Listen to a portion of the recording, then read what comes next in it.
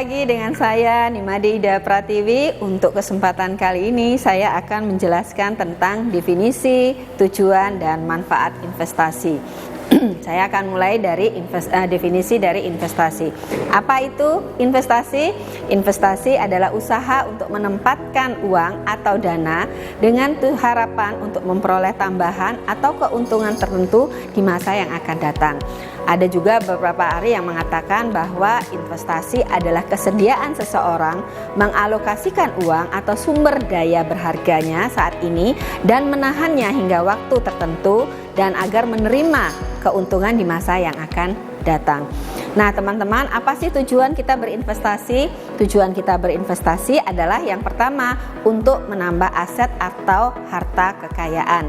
Yang kedua, mempersiapkan kondisi finansial yang stabil di masa depan atau mempersiapkan dana pensiun.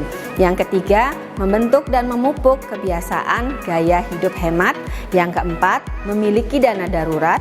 Yang kelima, mencapai tujuan keuangan di masa yang akan datang. Dan yang terakhir adalah memberikan proteksi terhadap aset dari tekanan inflasi atau menjaga nilai uang dari inflasi. Nah teman-teman, investasi itu juga ada manfaatnya. Apa sih manfaatnya? Yang pertama, dengan berinvestasi kita dapat meningkatkan jumlah aset kita. Yang kedua, dapat memenuhi kebutuhan kita di masa yang akan datang. Yang ketiga, untuk kita belajar gaya hidup hemat. Yang keempat adalah menghindari hutang. Jadi kalau misalnya suatu waktu kita membutuhkan dana, kita tidak perlu meminjam atau berhutang, tapi kita menggunakan investasi atau hasil dari investasi yang kita miliki. Nah teman-teman, investasi itu juga ada resikonya. Biasanya semakin besar dana yang kita investasikan, resikonya juga tentu juga akan semakin besar. Nah, risiko apa saja yang kita hadapi ketika kita berinvestasi? Yang pertama yang akan kita hadapi adalah risiko pasar. Jenis risiko yang pertama ini adalah karena adanya fluktuasi atau naik turunnya nilai aset di pasar. Hal ini diakibatkan dari perubahan sentimen pasar, keuangan, serta obligasi atau saham yang beredar di pasaran. Yang kedua adalah risiko likuiditas. Nah, resiko ini timbul dari kesulitan ketersediaan uang tunai dalam satu periode tertentu. Hal ini dapat terjadi apabila pihak pengutang tak bisa menjual asetnya karena pihak lain tidak ada yang berminat membelinya di pasar. Nah, ini resiko yang harus kita hadapi.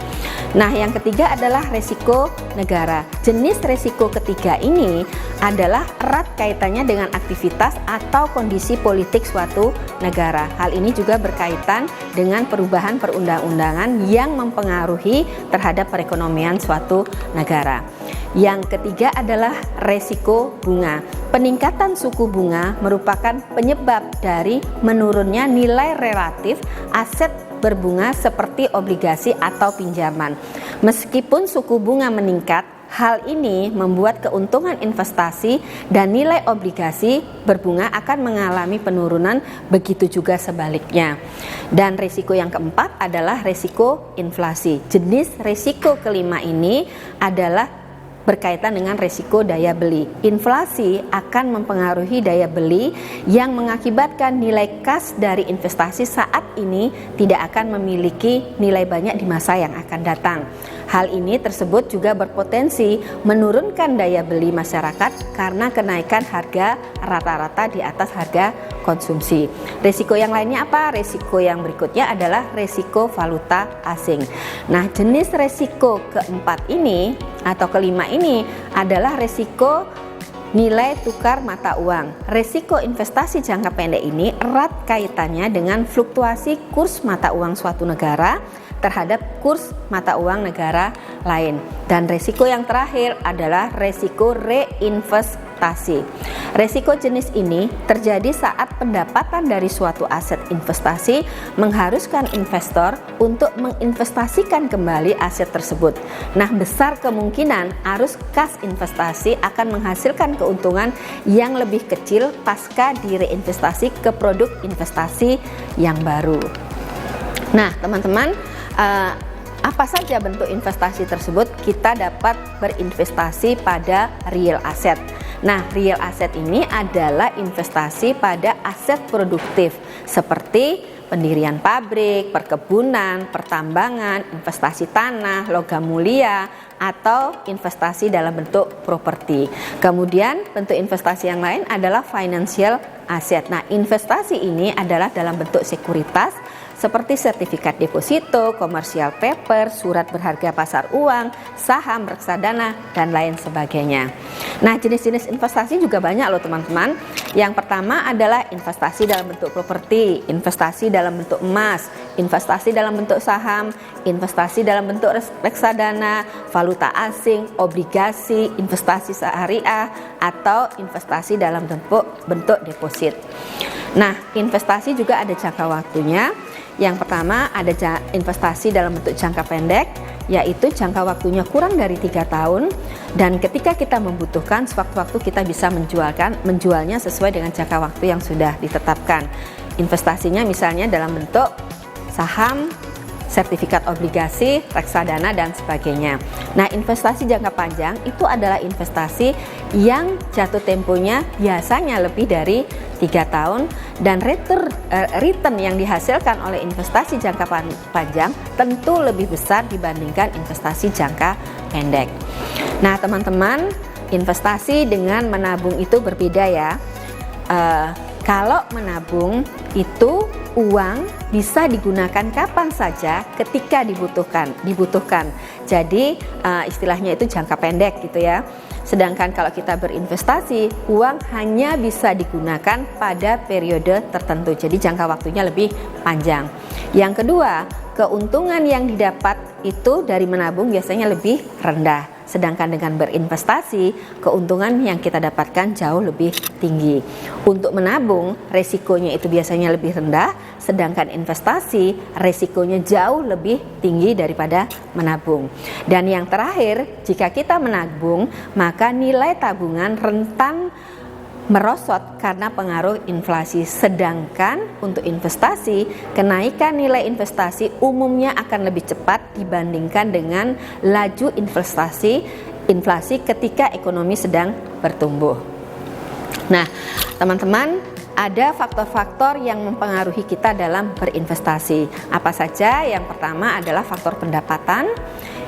Seiring dengan pertumbuhnya pendapatan, tentu semakin banyak porsi dana yang kita gunakan untuk berinvestasi. Yang kedua adalah faktor umur. Semakin muda usia, semakin bertoleransi kita dengan risiko akibat dari investasi tersebut.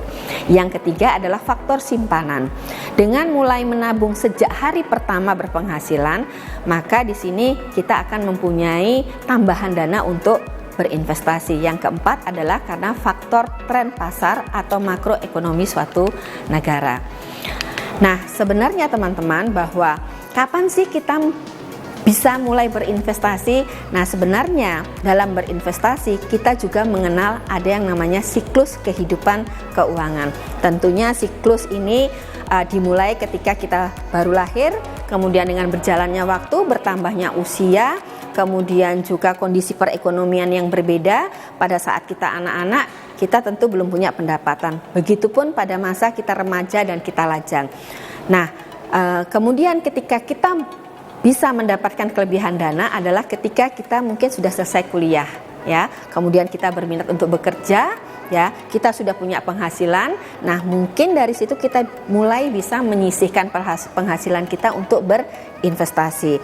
Nah, setelah berjalannya waktu, tentu ketika kita sudah lajang, kita ingin menikah. Setelah menikah, kita punya anak, punya keluarga, punya anak, tentu kebutuhan akan dana itu semakin besar. Nah, untuk itulah ketika kita berinvestasi, banyak hal-hal yang menjadi cita-cita kita, yang menjadi keinginan kita masa depan kita, dan untuk memenuhi semua kebutuhan kita bisa lakukan dengan cara berinvestasi, dan tentunya investasinya akan jauh lebih banyak daripada ketika kita lajang. Nah, kemudian dalam tahap kehidupan selanjutnya kita akan menghadapi masa tua. Nah, inilah masanya kita mempersiapkan diri untuk pensiun. Nah, ketika kita berinvestasi, maka ketika kita menghadapi masa pensiun nanti, maka kita akan mempunyai dana yang kita bisa gunakan ketika kita sudah menjelang pensiun. Pada saat pensiun, tentunya penghasilan kita sudah sangat jauh menurun ketika kita awal-awal bekerja dan ketika masa produktif itu telah selesai. Baik teman-teman, itu yang saya dapat sampaikan, bahwa marilah kita mulai saat ini belajar untuk berinvestasi, karena investasi itu sangat besar sekali manfaatnya. Demikian materi hari ini yang bisa saya sampaikan. Terima kasih sudah menonton, sampai ketemu lagi di materi berikutnya. Sampai ketemu.